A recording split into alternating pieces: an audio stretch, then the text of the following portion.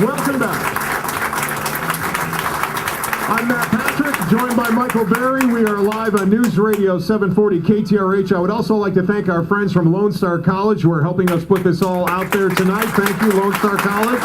We sure appreciate that. And we want to say hello to everyone listening on News Radio 740, KTRH, listening on iHeartRadio, also engaging us on the web, KTRH.com. And we've also got video that we're streaming up on our website, KTRH.com. Don't forget about that. Also, tomorrow morning on Houston's Morning News, where I'll be at 5 a.m., along with Lois Malconian, we'll be talking about what took place tonight. We will also have some of your comments that we will play, and we will have some of our delegates from tonight's historic town hall that will be joining us tomorrow morning. And Michael Berry, of course, is joining us this evening. And our next question, Mr. Berry, to our delegates? Indeed, and special thanks to Lone Star College, as you noted, for sponsoring this event. How many of you are Ron Paul delegates here tonight? Okay, that's about 7, all right? I asked the question during the break, how many of you think that Ron Paul has had the worst treatment at the hands of the media? Raise those hands again. So we have about 7 Ron Paul delegates out of our 40, and yet I'm counting about twice that who say that Ron Paul has had the most unfair treatment by the media. Who is not a Ron Paul delegate but thinks Ron Paul has had the most unfair treatment? Michael. Yes, they just completely disregard him. They ignore him. Why? I don't know. One argument is he's not doing well in the polls. So, I mean, they should at least report what he's doing. So there has to be a reason behind it. What's the reason? I don't know. I don't understand it. Is it because you think they are afraid you're a Ron Paul supporter? Hold on. Do you think it's the Ron Paul supporter desperately coming out of his seat? Do you think it's because they're afraid of his message? I think that they're concerned because his message is take care of yourself. And I think that scares a lot of folks out there. So you like that message, but you're not a Ron Paul supporter? I got Reagan over here who wants to weigh in. What are your thoughts on that? Only because he has a really cool shirt. Yeah, if you're watching at home, do you believe Ron Paul's gotten the worst of it from the media? Yeah, he's just totally ignored. And why do you think that is? I don't know. They try to make him seem like he's crazy and he's out of touch. Is he? No, You sure? absolutely. Have you heard some of the things he said about foreign policy? Yes, You agree? with a lot of it, but not all of it. What don't you agree with? He thinks that Iran is not a big issue, and I think it is. All right, very good. is he a Ron Paul supporter? He is. Okay. Kevin, you are a Rick Santorum supporter, but you think that Ron Paul has had unfair treatment at the hands of the media. Yes. Basically, I think the media is looking for sound bites, something they can do in 30 seconds or less, and I don't think Ron Paul's message fits inside of that compartmentalized time frame. Who thinks that Mitt Romney has had unfair treatment at the hands of the media? We gotta get Chris here. Chris is You're a ready to Mitt come out of Romney his chair. supporter. Yes, I'm a Mitt Romney supporter. As much as everybody lets their emotions get the best of them, the facts play out that 67% in a study that was presented on Fox News said he got the most negative publicity in the media constantly on a day in and day out basis. I would say that's because Fox News is a big Mitt Romney supporter. Well, they're showing it in a weird way by saying negative things about him then.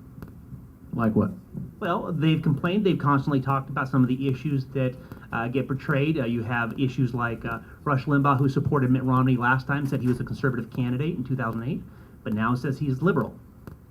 Fair enough. In 1960, John F. Kennedy ran for the White House. He was the second Catholic to win the Democratic nomination. Al Smith in 28 when the convention was here in Houston. But he had to come down to Houston and meet before a panel of Southern Baptist pastors and say, no, I wouldn't pledge to the Pope. I'll represent the people of America. Isn't Mitt Romney, as the first Mormon, cutting new ground? Shouldn't he be asked questions if people have questions about his faith? And you are a Mormon. Yes, and all things are fair game. What's so great about Mitt Romney is while he's been beat up and gone back in the polls and taken back, he's shown his ability to rise above that and fight and come out ahead time and time again. Matt, you're a Mormon. Has the treatment of Mormonism been unfair by the media? No, not at all. I think most questions are. I mean, all questions are fair game, especially if you're going to run for president of the United States. So I don't think he's dodged any question with respect to his faith. And I think going back to the 2008 speech he gave up at Texas A&M was, he addressed a lot of those things and touched on a lot of them, that his faith is going to dictate the way he decides to conduct his business as President of the United States. And I think you would see. I think you would find most Mormons are very pragmatic, political people that are generally problem solvers and. They're also very rich, but I'm not holding that against you. Are you worried that in November, between now and November, if Romney's the nominee, that the Obama campaign will smear your faith?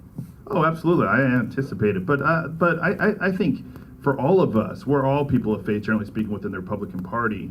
And I think, any of us are going to be smeared for our values and are going to be incrementalized, whether it's on touching on the religious freedom issue with respect to the Catholic Church and the HHS mandate, or whether it's Santorum with respect to his views on various issues. I mean, I think any Republican candidate is going to be incrementalized, particularly about religion. All right, let's talk a little bit about Mitt Romney. If he is indeed the front runner, many people say he is. He may be more of a front runner after Super Tuesday tomorrow. Are there any of you who cannot vote for Mitt Romney because he is a Mormon? Does the Mormon faith prevent you from voting for him or getting behind him? Can I see some hands? Anybody not behind Romney because he's a Mormon? Don't be afraid just because there's Anybody two wanna admit wealthy it? Mormons in the group. Anybody have any good Mormon jokes? Anybody want to insult Mormons? Is there anyone that feels They are rich, it's true. that being a particular religion would preclude you from voting for them? Is religion an important part of a man's character? How many people feel that religion is an important part of a man's character? Let me see some hands. That would be just about everyone in the room except for Kim. You don't think religion is an important part of a man's character? No, I don't. I don't. What is the most important part of a man's character if he were to be president of the United States? Honesty and commitment to his country. Doesn't religion play a part in a man's honesty? If he's willing to be honest, don't you want him to at least have a higher power, somebody that doesn't feel that he is God, like maybe the guy we got in there now? Well, I think that you can be spiritual and not necessarily be religious. I don't think you have to be put into a specific box. How many people agree with Kim? Just by your applause, how many people think you can be spiritual, not religious?